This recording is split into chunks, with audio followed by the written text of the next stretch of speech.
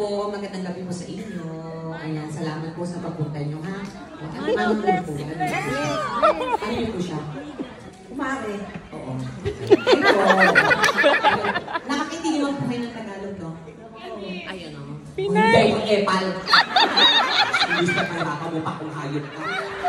Hayop siya. Pinay! Ano pong pangalan niyo po?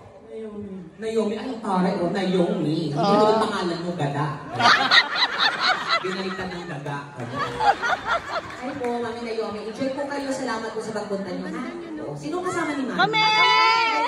Yes! Asan po mga anak niyo?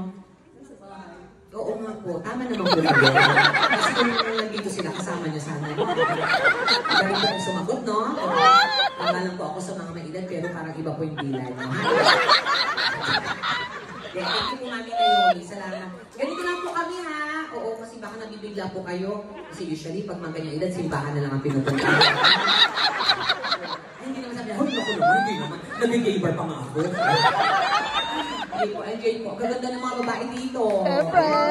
Diyos ko lang, ito suso ni ate. Oh, Diyos ko. Oy! Alam niyo ba, hindi maganda masyado pag malaki. Huwag niyo pag malaki. Sobrang rin ng mga dibdib niyo. Kala niyo maganda yan. Gusto mo kalahating kilo? Oo, Diyos ko. Sa mga lalaki, hindi din gusto yan. Yung sa akin, sakto lang. Kasi pag sakto yung dibdib mo, syempre pag nag-foreplay kayo, yung dila, sakto lang. Ganun lang. Pag malaki kasi sinasakop lahat yan sa kamulit. Isang dede pa lang, pagod na pangalawa. Di ba tayo sa Pepe yung tulog na? Di ba hindi kayo napira dahil sa laki ng mga dibdib nyo? Dibdib nyo pala.